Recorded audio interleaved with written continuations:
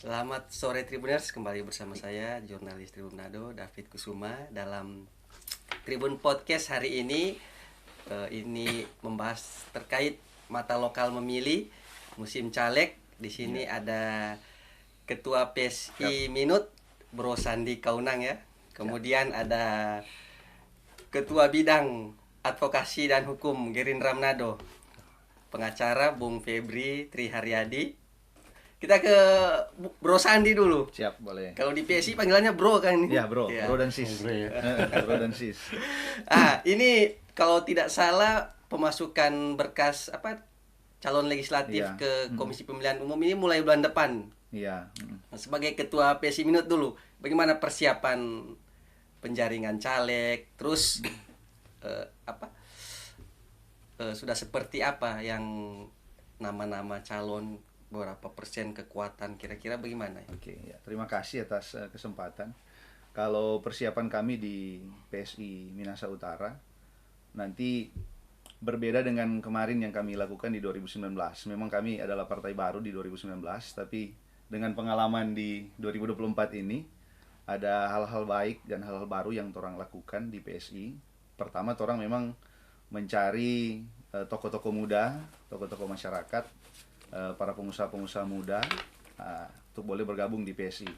Tentunya juga kita cari yang boleh mendapat vote getter lah, boleh menarik suara nanti ke depan di ajang pilcaleg nanti begitu. Strategi kami setelah kami membuka pendaftaran dengan link yang sudah diberikan oleh DPP juga, kami buka juga pendaftaran lewat online, dan bersyukur kemarin dirilis oleh DPP ada banyak sekali yang mendaftar, terlebih yang di dapil di Kupang, Kupang sana. Berarti nama-nama ini masih mau dikerucutkan Iya, yang pasti itu kita akan kerucutkan menjadi 30 orang sesuai dengan kursi yang ada di Minahasa Utara.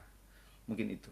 Terus kalau Bro Sandi sendiri kan sebagai ketua, paling harus maju atau harus membawa dari dapil mana nih kalau Bro Sandi? Kalau saya memang atas permintaan partai, sebagai juga pekerja partai, petugas partai, tapi juga memang atas panggilan pribadi juga panggilan diri sendiri untuk melayani masyarakat, ya harus maju.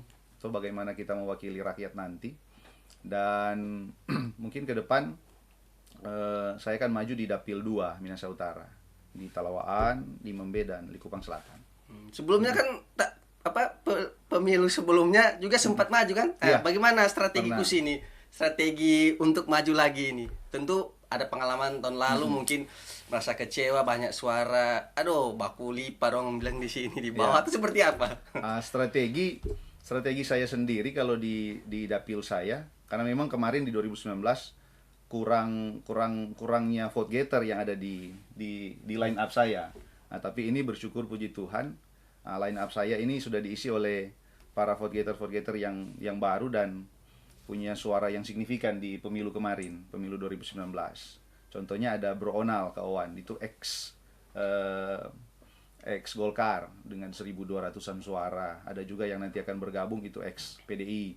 Saya belum mau sebutkan namanya itu 1.100-an suara dia yang nanti akan bergabung dengan kami. Dan saya percaya ke depan ya satu kursi bisa di dapil saya. Itu strategi.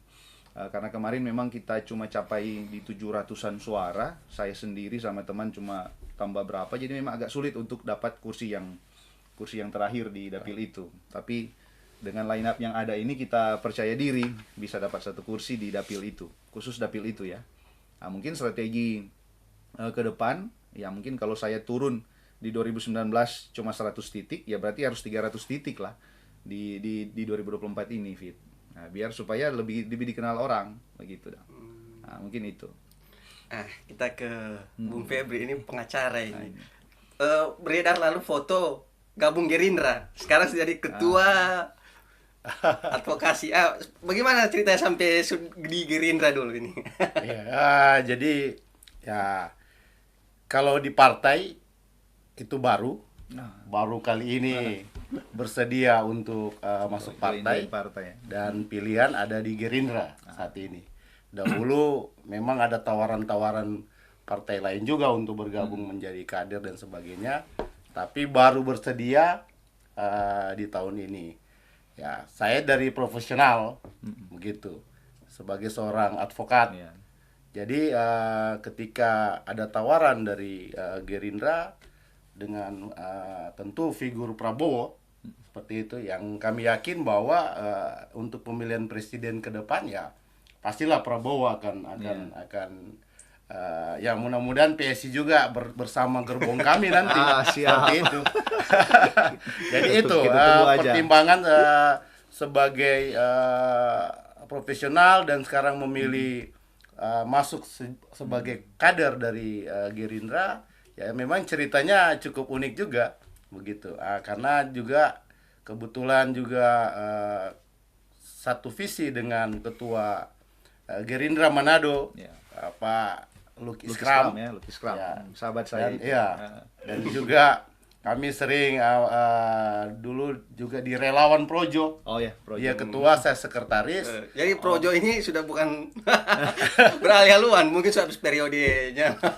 Jadi memang dengan kami di Projo itu waktu itu kan ya Presiden Jokowi dan sudah 2 periode kan, Iya, dan betul. kami menghantarkan Presiden Jokowi.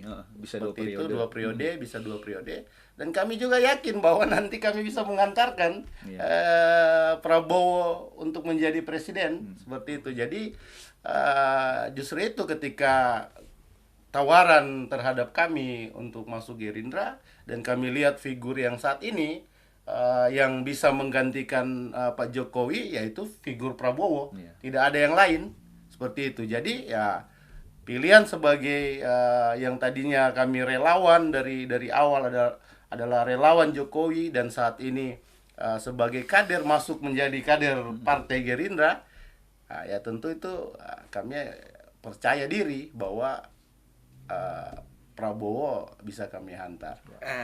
Masih jauh ke sana di Pilpres. Kalau untuk Caleg. Pilcaleg ini baru masuk, ada niat maju enggak di Manado misalkan, kan domisili di Manado kan. Bagaimana kalau dari Pak Ya, pengacara jadi sendiri? memang kalau masuk partai, kalau tidak menjadi caleg, itu bukan jadi tujuan itu juga kami mewarnai, ada hal baru di partai seperti itu. Jadi saya sendiri pribadi sebagai profesional yang juga berpengalaman di jurnalis, karena lama juga sebagai wartawan dan saat ini sebagai advokat, tentu dengan memilih Gerindra tentu kami akan memberi warna terhadap bahwa begini caleg Gerindra, bahwa saya juga bakal caleg saat ini begitu di Gerindra, dan tentu akan pertanyaan dari David, dapil mana begitu kan.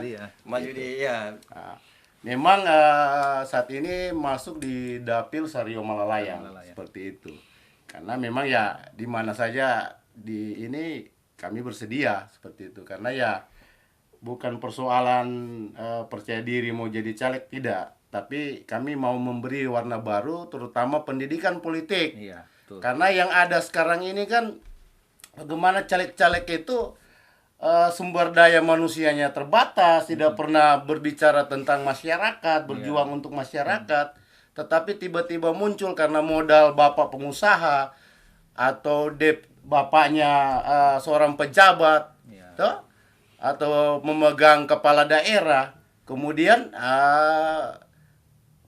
jadi caleg dan jadi seperti itu. Jadi harus ada pendidikan politik juga terhadap masyarakat, bahwa Betul. harus memilih benar-benar caleg yang berkualitas dan bisa berjuang bagi masyarakat.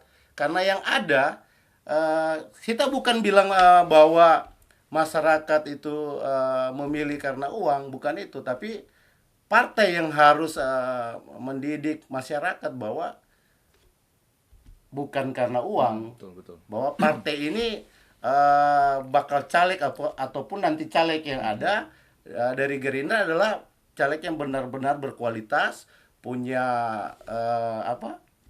integritas yang utama, dan ya tentu kami ini bukan karena masuk di caleg karena tidak ada pekerjaan. Iya, betul. Begitu.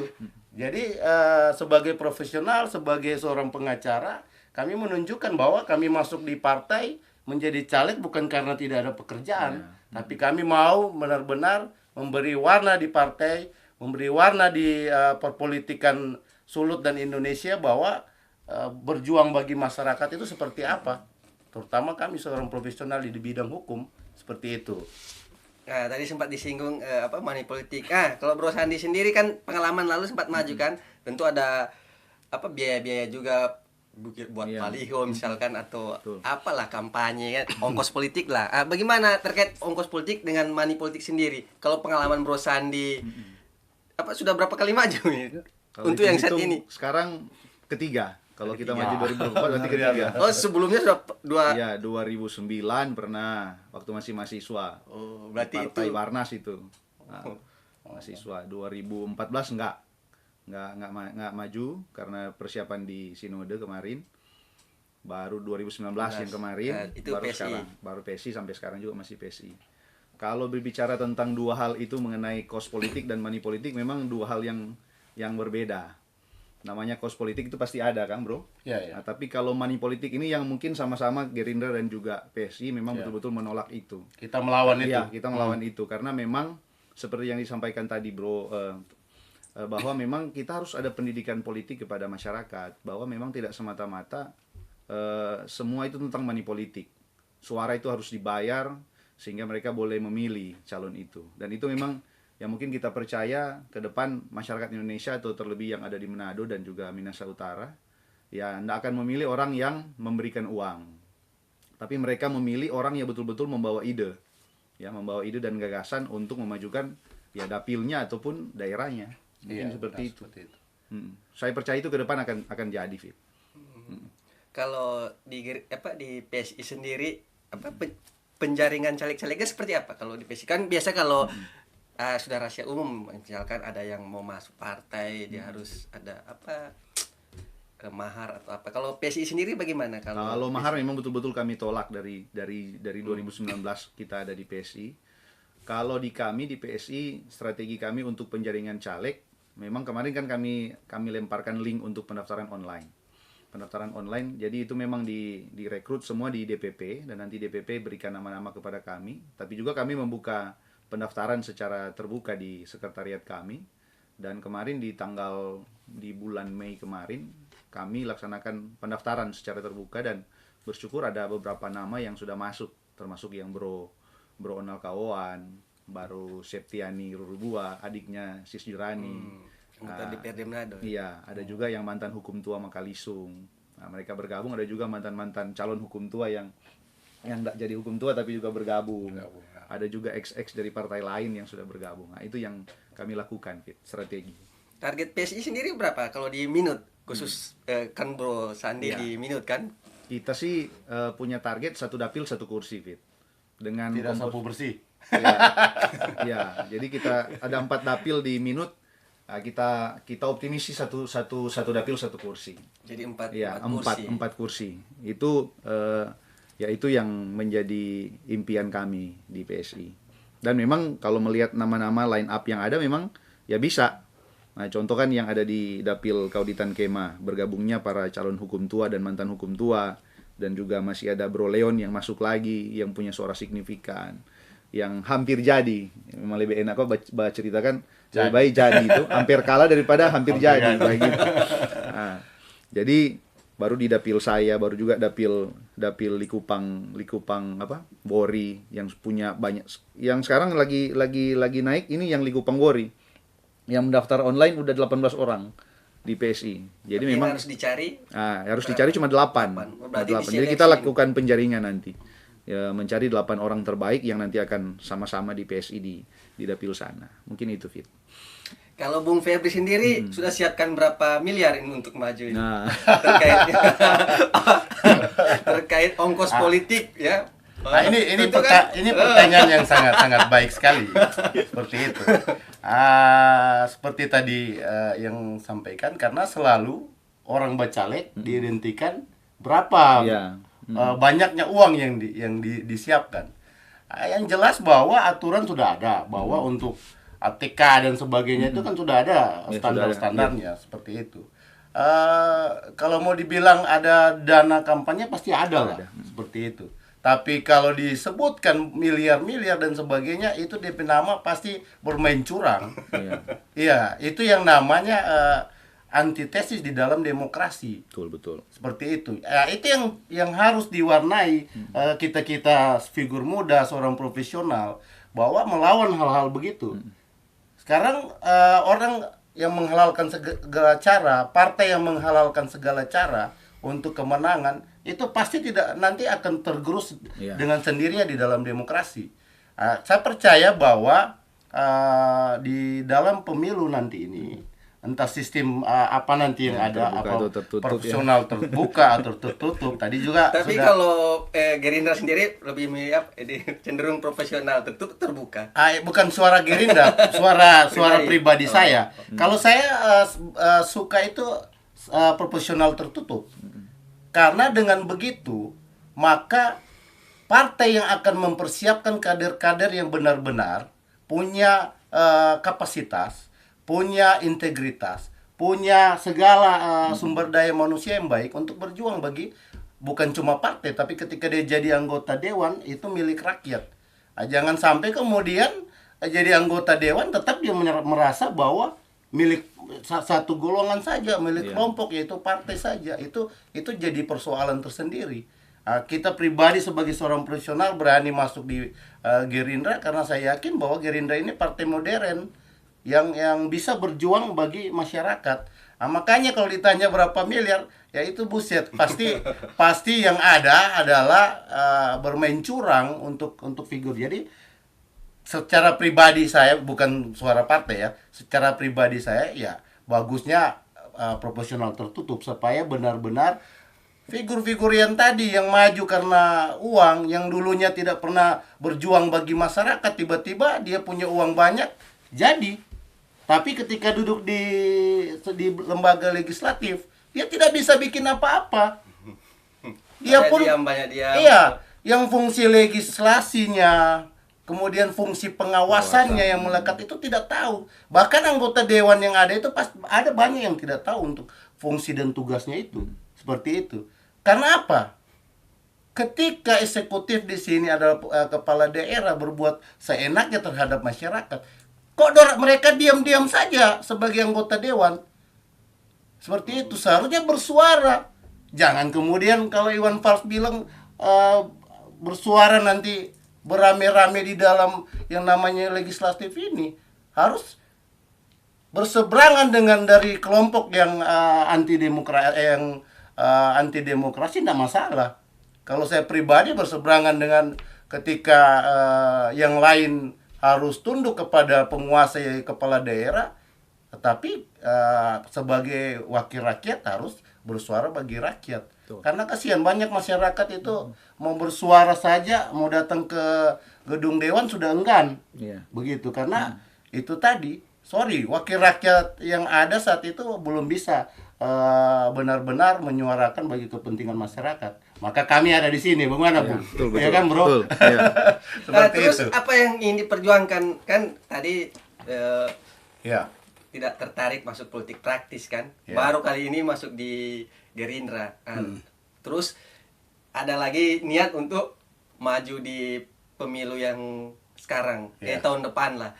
Apa yang ingin diperjuangkan sendiri dari pribadi atau searah dengan garis partai Gerindra sendiri? Ya, jadi begini, memang partai politik itu adalah hal yang untuk kita sebagai aktivis juga, sebagai profesional di bidang hukum, juga berpengalaman di jurnalis, melihat bahwa kalau kita bermain di luar sistem memang susah juga. Begitu. Makanya saat ini ketika ditawari dan berpikir bahwa harus masuk di dalam sistem, yaitu di dalam partai, maka ya jelas setidaknya kita bisa menuangkan, memberikan pemikiran yang baik terhadap partainya kita dulu. Seperti itu. Apa-apa yang kedepannya.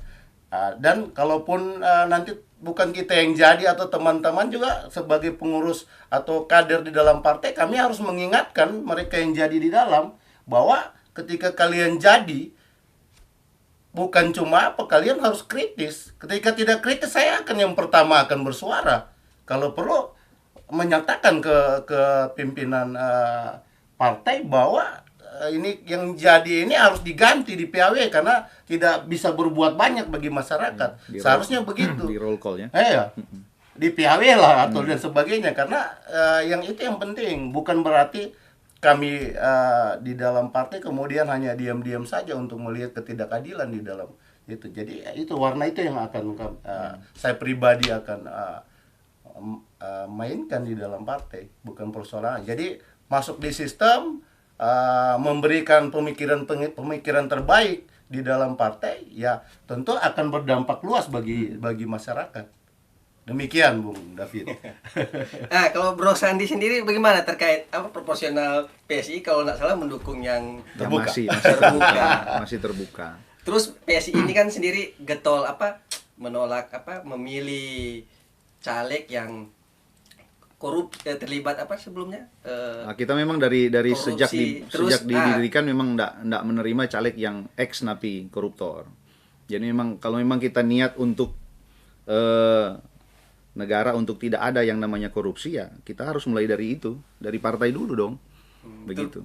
Terutama dari pemilihan ini dulu Iya. dong, karena kalau sudah keluar jor-joran pasti niatnya Iya, jadi betul. mengembalikan lagi Iyalah, modal. Bagaimana? itu rumus ekonomi kan itu toh. Begitu. Jadi memang kami di sejak awal didirikan PSI memang ada dua DNA itu yang memang betul-betul kami bawa selalu, berbicara tentang anti korupsi dan juga anti intoleransi. Jadi memang dua hal ini yang memang kami bawa terus-terus untuk digaungkan kepada masyarakat. Memang kalau kita punya semangat untuk anti korupsi, ngapain kita calonkan mantan napi ex koruptor, begitu dong. Ngapain kita mau calonkan yang memang orang-orang yang sudah betul-betul ya anti intoleransi, begitu. Jadi memang kalau kita punya dua semangat itu untuk Indonesia maju ke depan, ya janganlah kita mencalonkan para anggota dewan yang udah ex koruptor, begitu. Mungkin itu Fit. Terus ini masih banyak sebagian masyarakat yang ini mungkin yang sama dengan Bung Febri bilang tadi, pendidikan politik mungkin yang masih kurang. Misalkan caleg ini di musim-musim di saat-saat kampanye banyak yang janji-janji manis ini. Terus setelah terpilih Ya, ada ghosting. suara diam. Dia ghosting. Bagaimana itu kalau Bro Sandi sendiri? Kalau PSI ini yang berkaca ini yang setahu saya dua yang ini disulut dengan di Manado memang suka vokal ya. Bro Melki Pangemanan, Melki sama Sis Jurani. Kalau menurut Bro Sandi sendiri bagaimana pandangan seperti itu? Ya. Jadi betul juga yang disampaikan oleh Bro Febri tadi, bahwa memang betul-betul orang akan membawa suatu hal yang baik di partai kami, termasuk di Gerindra juga di PSI. Kalau di PSI memang makanya Jurani sama Bro Melki itu betul-betul transparan kepada masyarakat. Jadi memang sejak dilantik betul-betul mereka setiap hari memberikan laporan kepada masyarakat lewat media sosial mereka, lewat akun-akun medsos mereka. Jadi memang diposting setiap hari supaya memang masyarakat betul-betul melihat apa kinerja mereka. Karena kan sesuai data kemarin kita baru baca rilis LSI ya, survei, bahwa memang ada ketidakpercayaan kepada dua lembaga ini, partai politik sama DPRD. Nah itu besar sekali presentasinya. Ada 51% kalau kita baca tadi di LSI itu cukup percaya. Jadi yang sangat percaya cuma 9% Fit. Yang cukup percaya 51, yang tidak percaya ya sekitar 20-an. Nah, ini juga karena anggota-anggota dewan yang duduk di situ. Iya, pasti karena efek itu. Jadi memang yang disampaikan tadi Bro Febri berkaitan juga dengan ini. Jadi memang ke depan kita akan mempersiapkan kader-kader yang baik untuk masuk di setiap partai, baik di PSI maupun di Gerindra juga partai yang lain. Kalau memang betul-betul semangat anti korupsi, janganlah calonkan yang memang mantan napi koruptor toh. Kemudian nanti ke depan saya percaya masyarakat bisa akan memilih mana yang terbaik di dapil mereka toh untuk menjadi perwakilan mereka. Mungkin itu Fit. Bagaimana tanggapan Bro Sandi terkait sekolah partai? Karena saya juga ada dekat dengan orang PDI ya. Kalau di PDI itu mereka mendidik kader itu ada sekolahnya. Jadi tidak serta merta harus dia populer atau apa? Maksudnya dididik dulu. Betul. pembinaan Harus ada. Pancasila. Kalau di PSI sendiri bagaimana? Kalau kami ada yang namanya sekolah kader, bahkan itu bertingkat. Saya sudah lulus di beberapa tahun kemarin, dan saat ini semua caleg di PSI itu harus sekolah kader. Tapi karena zaman kan sudah semakin canggih, jadi sekolah kadernya lewat aplikasi. Jadi kalau sedikit juga aplikasi saya mau jelaskan, kalau di aplikasi kami itu memang kita baca dulu materi. Jadi habis materi kita games dulu, main games, nanti ada poin. Setelah games baru kita ujian. Jadi ada ujiannya. Ya, ujiannya nanti dapat poin. Kalau poinnya bisa capai angka itu, lulus. Kalau enggak, ulang lagi, baca lagi materi, main games lagi, baru ujian. Seperti itu. Jadi ada berapa materi. Nah, dan sekarang udah banyak sih yang ikut ini di PSI, sekolah kader PSI. Tapi kalau yang menjaring caleg-caleg yang ini yang bukan dari kader ini, bagaimana mereka nanti searah dengan PSI misalkan garis politiknya, atau mereka harus sekolah kader lagi? Harus sekolah kader. Bagaimana kita mau merubah apa paradigma mereka, cara berpikir mereka kalau mereka nggak sama dengan kita. Jadi ideologinya harus sama. Jangan sampai mereka udah masuk ideologinya berbeda dan sampai di dewan ya seperti yang Bro Febri bilang tadi, tuh datang duduk diam dengar tuh pulang begitu. Nah, jadi ya harus ideologi betul-betul untuk memperjuangkan hak rakyat. Begitu, itu yang harus kita tanamkan kepada para kader. Kalau di Gerindra sendiri gimana? Meski baru mungkin belum sebulan ya di Gerindra. Tapi bagaimana dengan Gerindra ini? Memang kalau Gerindra itu dari dulu ada. Untuk pendidikan kader dan sebagainya. Karena memang untuk memberi ideologi sesuai dengan perjuangan Gerindra pasti harus ada pendidikan kader seperti itu. Menarik tadi yang disampaikan mengenai figur dalam untuk mencaleg tadi, bahwa tadi ada proporsional terbuka tertutup kan. Kenapa saya secara pribadi ya memilih untuk tertutup, karena tertutup itu seharusnya itu untuk menjadi anggota dewan nanti kan dipilih. Kalau tertutup itu hanya partai, kemudian partai yang akan menunjuk siapa yang menjadi wakil rakyatnya, tentu ya sesuai dengan kualitas yang ada seperti itu. Itu menjaga hal-hal yang seperti yang lalu-lalu, seperti kalau terbuka, karena yang dipilih adalah caleg yang ada kalau itu terbuka. Yang bahayanya dengan sistem terbuka itu untuk saat ini, yaitu tadi figur-figur yang nggak tahu hambaknya apa, tiba-tiba karena punya uang, karena orang tuanya kaya dan sebagainya, usia masih muda nggak terlalu ini, tapi kalau dia punya pengalaman nggak masalah lah. Tapi perjuangan saja untuk masyarakat tidak ada. Karena punya orang tua punya uang dan sebagainya, ya pasti mereka bisa duduk dengan sistem terbuka. Dan itu dibuktikan dari pemilihan yang lalu, bahwa banyak orang-orang yang tadinya tiba-tiba muncul, tapi karena mereka punya kos politik yang besar tadi, maka mereka duduk sebagai anggota dewan. Tapi membuktikan lagi ketika mereka duduk sebagai anggota dewan, tidak tahu apa yang dibuat di dalam. Fungsinya mungkin akan ditanya apa tugas fungsi dia sebagai wakil rakyat di dalam, dia tidak tahu. Apalagi mau bersuara bagi masyarakat, perjuangan apa yang dia akan lakukan, terutama tentang tadi mungkin ideologi PSI lain juga, atau Gerindra juga seperti apa, yang itu yang harus diperjuangkan. Ya tentunya semua kan bersuara untuk masyarakat, ya, kemaslahatan rakyat. Iya, seperti itu. Maka yang terjadi, bagaimana juga partai tentu lewat Gerindra kami akan melakukan pendidikan politik. Karena begini, waktu saya belum masuk partai memang bukan rahasia umum bahwa di dalam setiap pemilihan legislatif itu selalu bicara mahar, bicara tentang berapa uang yang dia siapkan untuk serangan fajar, untuk turun di masyarakat. Dan ada yang tidak malu-malu menyiapkan sampai miliaran, dia habis sekian miliar dan sebagainya untuk dapat. Sekarang orang yang logikanya ketika dia keluar uang miliaran, berapa sih gajinya dan tunjangannya sebagai anggota dewan? Yang ada kemudian jadi anggota dewan rampok juga di dalam. karena dia akan mengembalikan kos politik. Iya. Dia hitungannya hitungan bisnis lagi. Betul. Yang ada itu. Makanya ini harus jadi partai juga, termasuk Gerindra, PSI juga atau partai yang lain. Bagaimana ya kita jangan menghalalkan segala cara untuk meraih suara supaya duduk di. Bagaimana turun tanpa malu-malu, jangan turun kemudian nanti ada uang bagi-bagi masyarakat. Ini kan membodohi masyarakat juga. Dulu dia tidak pernah bersuara untuk masyarakat, tapi ketika pemilihan caleg dia datang bawa sesuatu dan ini orang dipilih, masyarakat juga dibodohi. Begitu. Jadi kebiasaan-kebiasaan itu yang harus kita didik kepada masyarakat, bahwa siapa sih dia, kerjanya apa sih, basic kerjanya.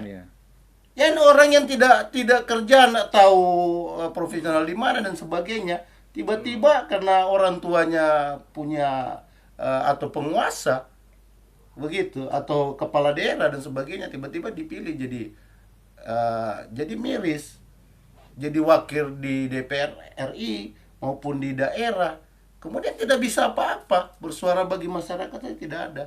Dan itu menjadi beban bagi daerah juga. Bro Febri kan ini digadang-gadang maju di Dapil Sario Malayang. Iya. Kalau Bro Febri sendiri atau Bung Febri ya, apa kiat-kiat menarik suara rakyat, menarik simpati rakyat? Tentu apalagi di Manado ya, Dapil Sario Malayang itu tentu perjuangan berat. Salah satu dapil neraka di Manado. Nah, bagaimana kalau Sario Malayang ini? Jadi begini, kalau yang lain berpikir bahwa dia turun untuk mencari suara di masyarakat, tentu dengan kepercayaan diri, mereka turun dengan bawa doi dan sebagainya. Bukan itu. Kita juga jangan malu-malu bahwa kita bawa visi, bawa pemikiran, kita mencerdaskan, mendekati mereka, bukan langsung pilih saya, tidak demikian. Tapi bagaimana pendidikan politik itu sampai ke masyarakat paling bawah. Ya, kayak saya adalah profesional di bidang hukum. Tentu ya masyarakat di dalam yang ada sekarang itu ya tentu ada ya dari profesi saya ada banyak yang juga saya bantu secara hukum kan, secara itu. Nah, jadi turun memberikan penerangan politik kepada mereka, melawan hal-hal yang tadi yang prinsip di dalam politik, di dalam pencalekan itu, bahwa memberi uang dan sebagainya, kalau perlu tolak begitu, kalian dibodohi dan sebagainya. Jangan, kalau kalian pilih saya enggak masalah. Tapi kalau tidak pilih juga tidak masalah juga. Begitu. Tapi bukan kita juga membodohi kemudian membawa upeti kepada masyarakat, itu salah. Nanti kita bilang bahwa saya bawa upeti ini, kemudian saya akan merampok hak-hak masyarakat juga. Pasti itu. Karena saya akan kembalikan kos politik, hitungannya ekonomi yang ada. Seperti itu. Saya keluar 1 miliar, pasti saya juga akan jadi rampok di dewan nanti. Dengan cara apapun akan mengembalikan uang itu. Seperti itu. Jadi agenda kemasyarakatan yang tadinya bagaimana ada bantuan-bantuan masyarakat yang harus disalurkan, itu kemudian tidak sampai ke masyarakat. Ya tentu fungsi pengawasan kepada kepala daerah. Karena miris, banyak hal-hal yang harusnya anggota Dewan Wakil Rakyat itu bersuara bagi masyarakat dengan bantuan-bantuan sosial kemarin itu, ya banyak yang tidak menyentuh masyarakat. Tapi mereka diam-diam saja. Tapi kalau mengenai legislasi, ya kan, duduk untuk produk dan sebagainya, mereka rame-rame ada di dalam situ. Karena apa? Bukan jadi rahasia umum, pasti ada bagi-bagi. Mau meloloskan dari produk dari eksekutif, itu bukan rahasia umum, kita lama wartawan. Begitu. Itu dibagi supaya meloloskan itu kan memalukan sebenarnya. Tapi itu ditutup diam-diam rapat. Bahkan wartawan pun yang ada di dalam itu juga kebagian kecipratan dengan uang-uang seperti itu. Kita nggak usah malu bahwa itu yang terjadi. Malah kita dulu kita sampaikan bahwa tidak ada legislatif, tidak apa-apa. Di dalam pemerintah ini jalan. Malah ada legislatif, kecurangan dengan mengawasi kan nanti nggak ada kalau nggak ada legislatif. Maka pemerintah nggak ada yang lebih parah lagi. Iya, itu perlawanan terhadap kami aktivis waktu itu, aktivis Ormas, LSM. Karena saya juga aktif di Ormas dan LSM. Oh, jadi karena itu lebih bagus masuk dari harus masuk di dalam sistem supaya tapi mewarnai. jangan sampai masuk dalam sistem terputar nih, malah ikut Oh. arus sistem itu bagaimana? Itu yang saya garansi bahwa ketika saya masuk di dalam sistem dan jadi anggota dewan dan tidak melakukan kehendak masyarakat, siapa saya yang datang, saya siap mengundurkan diri. Kami ada pekerjaan kok. Iya. Kenapa takut betul. untuk itu seperti tema ini tuh, apakah mencari pekerjaan mencari atau kerja. apa? Kami ini profesional yang dibayar secara profesional oleh klien kami dan masyarakat. Jadi tidak usah takut untuk bersuara berbeda ataupun fungsi pengawasan itu yang penting dari anggota dewan. Tapi itu tidak dilakukan selama ini. Seperti itu. Bukan saya saja sebagai profesional kerja pengacara sering berkuar-kuar di luar mengenai kinerja pemerintah. Seperti itu. Kinerja aparat hukum. Kami tidak pernah takut. Seperti itu. Begitu Bung David. Ini berapi-api dari Bung Mesti berapi-api. Mengkritisi. Iya, mesti berapi-api. Terutama Karena memang betul ada beberapa anggota dewan yang jadi di DPR RI lah, DPRD Sulut atau DPRD Kabupaten Kota. Tidak ada ininya ya, maksudnya tidak ada lagi. coba cross check latar belakang ke belakang. Itu mungkin juga kritik dari Bung Febri ini, semoga didengar anggota dewan yang ada. Kayaknya Iya, mereka, mesti vokal, mesti kritis. apalagi mau menjelang pemilu lagi ya, mau mencari suara seperti itu. Kita ke Bro Sandi lagi. Iya. PSI ini merekrut ini untuk profesional terbuka ya. Kan ini PSI ingin mencapai juga ambang batas untuk partainya ya. Iya. Nah, beberapa nama seperti di Sulut sini saya lihat juga ada yang karena ingin mencari yang populer juga, seperti Mongol Iya. masuk PSI kan? Iya. Kalau nggak salah. Mm-mm. Terus Mongol teman saya. di Gerindra juga ada kalau nggak salah yang nama-nama seperti di Roa. Di ya. Roa kemarin. Di Roa juga. ya. Terus non pariwisata lalu pernah di sini saya undang juga. Ya, Influencer ya. Lois Tangel, ada beberapa lah. Bagaimana terkait itu? Mengambil nama-nama yang populer agar lebih cepat dikenal masyarakat. Terus nanti bagaimana dengan mungkin seperti yang Bro Sandi bilang tadi, bisa dididik lagi atau seperti apa nanti? Nah, memang salah satu juga strategi di masing-masing partai ya merekrut orang-orang yang memang udah populis ya, termasuk ya mereka-mereka yang baru bergabung kemarin. Tapi kalau memang kita lihat yang baru bergabung kemarin itu bukan karena kami yang memilih mereka, tapi mereka yang memilih kami, begitu. Karena memang merasa PSI bagus. Iya, karena kalau kita lihat wawancara mereka rata-rata menyampaikan bahwa ideologi mereka sama dengan ideologi PSI. Jadi mereka bergabung seperti Mongol, Lois, baru Ibu Yul kemarin yang Yul pejuang Takaliwang. Sangihe itu. Baru ada yang dokter siapa itu yang baru bergabung. Jadi memang betul-betul Takaliwang ya. Iya, Teman juga. iya, dia kan aktivis ya, Juga aktivis gitu, dia. suara. Mereka bergabung karena memang betul-betul merasa PSI punya ideologi yang sama dengan mereka.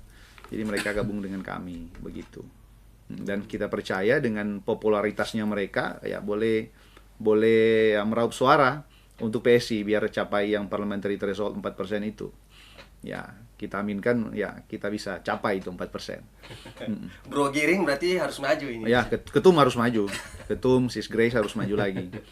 Karena PSI ini kan pemilih sebelumnya tidak ada kursi DPR kalau tidak salah ya. Iya, belum capai kita memang. Kalau di Sulut 2. Di Sulut satu, Bro Melki, di Manado 1. Kalau di kabupaten kota lain kira-kira? Kalau di Minut sendiri ya seperti yang saya sampaikan tadi, kita optimis bisa capai 4 kursi. Tapi kalau kabupaten kota lain belum ada data memang. Belum ada data di saya memang. Tapi kalau Manado kemarin statement Sis Jurani udah ada nama di setiap dapil. Dan mereka percaya diri itu. Kota Manado, PSI Manado itu percaya diri. Saya ingatnya nanti dengan Iya. Gerindra. Nah, kalau Gerindra sendiri kan di Manado menurun ya kalau tidak salah. Oh, bukan menurun, stagnan mungkin. Tapi kalau di DPRD Sulut yang yang lalu. Yo, ini bicara yang lalu kan strategi itu. Iya. Kalau di DPRD Sulut tidak ada ya juga ya. Betul? Ya, yang lalu. Yang lalu. Seperti itu. Kalau di Tapi- Manado mungkin. Kalau ke depannya bagaimana? Tapi Kalau ke depan Manado ya, dulu.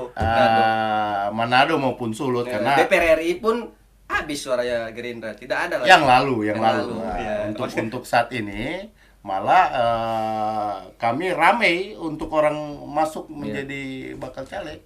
Apa mungkin karena figur Pak Prabowo ini? Ya, figur Pak Prabowo. ya, efek Karena ekor ya, cas. karena melihat sekarang ini ya figur Pak Prabowo ya, saya juga yakin bahwa PSI ke depan akan bersama-sama kami dalam pemilihan presiden. Seperti itu, saya yakin itu, seperti itu. Nah, karena melihat dari konstelasi di Iya. pusat seperti itu, saya yakin PSI akan bersama-sama kami untuk menggolkan Pak Prabowo Ganjar. menjadi Prabowo Ganjar berarti ya. PSI getol Ganjar nih. Sampai sekarang baru Jadi Ganjar. Ganjar, Karena ya. capresnya baru masih Ganjar. Ganjar sama Yeni Wahid. Karena memang itu hasil rembuk rakyat, bro. Hasil rembuk rakyat di kami di PSI menghasilkan dua nama itu, Pak Ganjar sama Ibu Yeni Wahid. Oh gitu ya. Nah, kembali ke tadi dulu. Nah, kalau Gerindra sendiri bagaimana? Untuk Manado seperti apa? Iya, dekat Kan dengan dekat, kan Bung Febri dekat dengan ketua Pak Luki ya juga. ya dengan saat ini bahwa kan sudah masuk untuk pendaftaran bakal caleg secara internal partai seperti itu. Dan untuk kota Manado itu di semua dapil kami full peminat, dan sekarang itu banyak dari profesional, pengusaha dan sebagainya, dari aktivis dan sebagainya itu masuk rame-rame muda, seperti juga di Sulut juga kayak figur Didi Roa, Didi Roa, seperti itu yang ya siapa nak kenal dengan sosial dia kan turun-turun pada saat bencana. Nak bencana pun ada orang-orang susah dia bantu, bahkan ada yang meninggal kemarin yang hanyut itu juga kan dia bantu puluhan juta juga. Ya, jadi hal yang kami yakin bahwa untuk ke depan bahwa Gerindra itu bisa signifikan untuk mengisi wakilnya di Sulut, DPR RI maupun di Manado. Seperti Kalau itu. Pak Luki sendiri target saya tanya lalu ya sekitar 8 kursi. Kalau Bro Febri sendiri bagaimana terkait itu? Kemarin dia bilang sama saya bukan 8 kursi lagi 10 kursi seperti sekitar itu. 10-8 kursi. Seperti itu, dan saya bilang bahwa itu ya akan melejit seperti itu. Dan kami yakin dengan Gerindra saat ini seperti itu bahwa ini akan menjadi Gerindra yang Kalau yang menurut Bro tercatat Febri bahwa sendiri bagaimana ini? Kalau Gerindra sebelumnya ada kursi DPR RI Pak Weni Waro kalau tidak salah sebelumnya. Terus pemilihan ini malah tidak ada pemilihan ke depan bagaimana untuk DPR RI ya. Begitu juga DPRD Sulut ini. Nah, apa yang menyebabkan suara Gerindra itu tergerus dan apa strategi ke depan Gerindra ini? Termasuk di Manado juga ya. Nah, ini terlalu jauh kalau bilang strategi kan. Nah, tapi secara ini bahwa dinamika politik itu selalu berubah. Iya, dinamis sekali. Begitu. Dinamis sekali. Kalau dulu hitungannya Bung David atau Tribun bahwa melihat bahwa ada seperti itu yang dulu ada wakil Pak Weni Waro, kemudian sekarang tidak ada, tapi dinamika itu berubah begitu. Dan kami yakin untuk kedepannya dengan yang jargon kami bahwa menang pemilu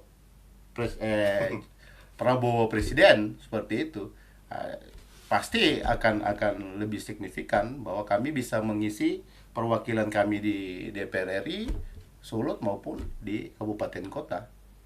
Dan pasti kalau untuk Sulut akan melebihi dari kota yang ada yang target-target seperti Pak Luki bilang 8. Nah, Kemarin kita bilang bahwa itu dia juga sampai bisa lebih dari itu, 10 bahkan seperti itu. Itu gambarannya. Kalau Bro Sandi sendiri untuk PSI Minut ini kan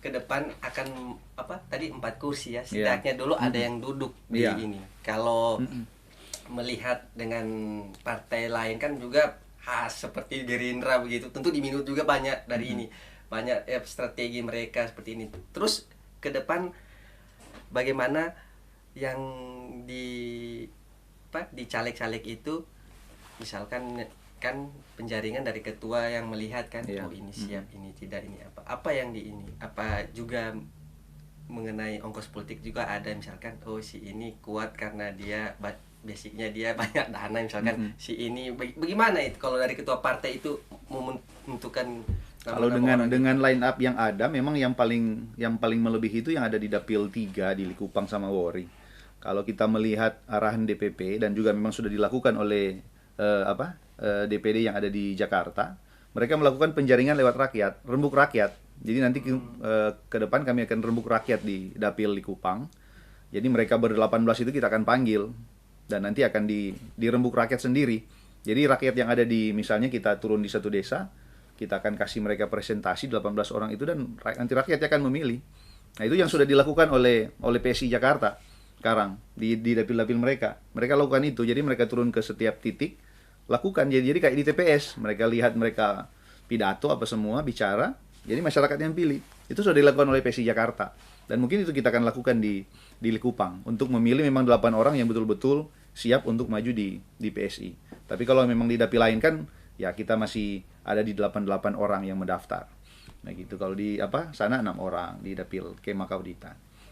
Tapi yang menjadi pertanyaan tadi kan, kalau memang misalnya di dapil itu udah lebih, bagaimana kita melakukan penjaringan di situ? Nah, lewat cara yang tadi. Ada enggak yang kurang? Dapil yang kurang peminat. Kita memang harus jujur, yang di dapil Ermadidi Kalawat itu memang masih kurang untuk di partai kami. Tapi kami sampai saat ini, tim kami juga masih jalan untuk mencari orang-orang yang betul-betul mau maju di dapil Ermadidi Kalawat. Gitu. Kalau mungkin dari ini mungkin yang mungkin pertanyaan yang terakhir ya. Kalau dari Bro Sandi sendiri, persiapan untuk 2019 ini 2024 ini berapa kos politik yang disiapkan? Kalau angka mungkin tidak akan saya sebutkan. Apa saja yang akan dipersiapkan dari ongkos-ongkos politik itu? Misalkan siapkan baliho atau apa? Nah, itu kan? sudah pasti. Yang pertama, kos politik pasti ada. Yang pasti pertama ya penjaringan untuk tim sukses dulu. Jadi internal keluarga, rukun-rukun, dan juga organisasi-organisasi yang saya pernah pimpin juga. Tentunya mereka akan kita rekrut begitu untuk menjadi tim sukses. Jadi di jaringan itu yang nanti kita akan turun ke masyarakat untuk sosialisasi PSI dan juga sosialisasi saya sendiri. Begitu. Itu yang menjadi strategi saya. Kalau di PSI ada yang namanya canvassing. Nanti saya juga akan pakai tim untuk turun ke masyarakat, dan mereka yang akan canvassing ke rumah-rumah. Itu punya strategi khusus, treatment khusus itu. Kalau metode canvassing itu. Tapi butuh canvassing itu kan butuh juga transportasi juga kan? Iya, pasti ada. Memang kos politik pasti ada, bro. Dan itu pasti akan kita siapkan, baik secara pribadi maupun keluarga. Kalau kelas minut itu untuk maju itu paling berkisar ratusan juta lah. Ya, pasti ada itu. Tahun 2019 juga memang ada di angka itu. Begitu. Kalau Bung Febri sendiri kiat-kiat tadi ya ditanya. Ya, sama tadi seperti yang disampaikan oleh brother, bahwa ya yang utama itu sebenarnya adalah orang-orang terdekat dulu, begitu, yang akan sosialisasikan mengenai siapa orang, seperti itu. Kemudian ya tentu teman-teman organisasi, pengacara juga kalau tidak salah LMI ormas juga, di mana kami bernaung dan sebagainya. Kalau mau dibilang kos politik tadi ya kalau cuma ATK dan sebagainya tetap pasti adalah seperti itu. Kumpul-kumpul orang juga pasti kalau ada. Tidak beli kopi kan, ngopi-ngopi bareng kan.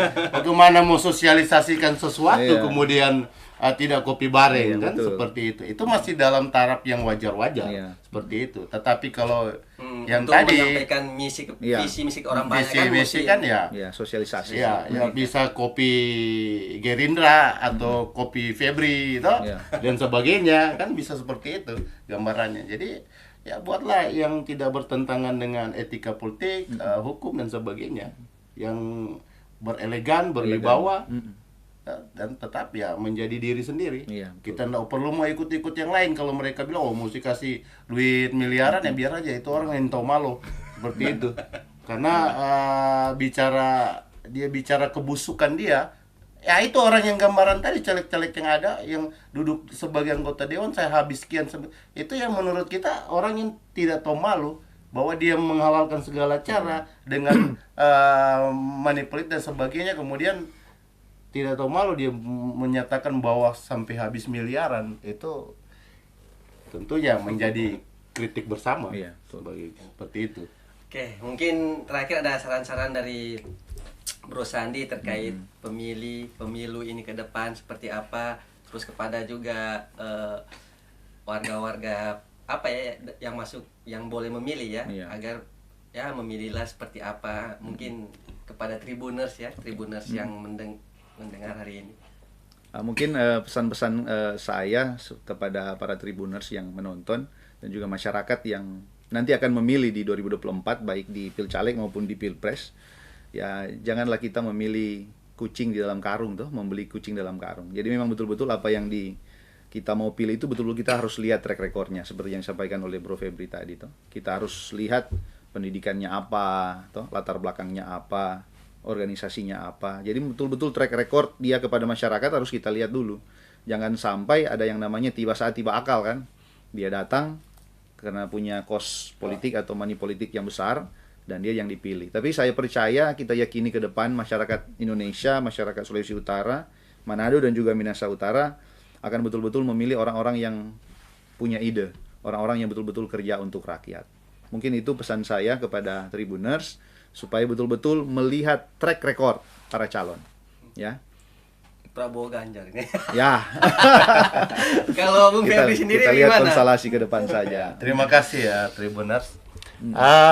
Jadi sesuai dengan tema dalam diskusi atau dialog saat ini, bahwa saya pribadi masuk di dalam sistem partai, yaitu Gerindra, memilih Gerindra karena pertama tertarik dengan figur Prabowo saat ini dan saya yakin bahwa dia akan jadi presiden seperti itu. Amin. Kemudian masuk sebagai saat ini masih bakal caleg, ya mudah-mudahan jadi caleg begitu.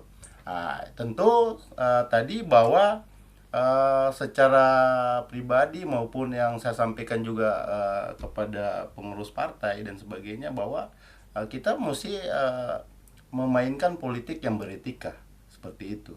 Yang beretika di sini ya tentu menolak terhadap caleg-caleg yang ada maupun nanti ini untuk bermain money politik dan kos politik yang ada dan sebagainya.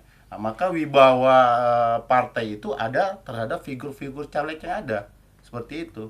Nah, kalau menghalalkan segala cara sih seharusnya juga secara internal partai itu bisa melihat bahwa caleg yang menghalalkan untuk kemudian dia bisa terpilih tapi tidak ada konsep, tidak ada visi misi berjuang untuk rakyat, ya pastinya masyarakat akan tahu. Jadi sama tadi, masyarakat jangan memilih kucing dalam karung, karena yang ada saat ini caleg pun yang duduk di DPR RI maupun DPR kota kabupaten, kemudian dia hanya bermodalkan uang dengan menghalalkan segala cara, itu perjuangannya nol, tidak ada seperti itu. Kemudian juga sama juga kepala daerah juga banyak membuktikan dengan money politik dan sebagainya, akhirnya di mana mereka saat ini ada di Malendeng, di penjara karena kasus-kasus korupsi.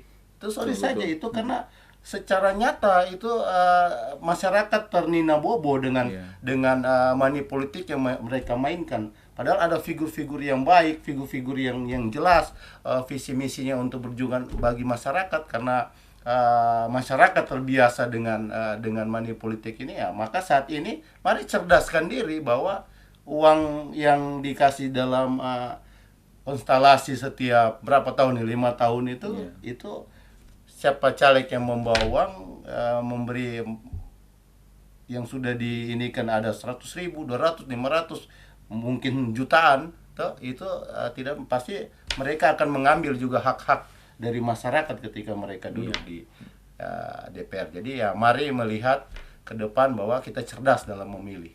Demikian Bung David. Demikian Tribuners, bincang sore hari ini membahas mata lokal memilih.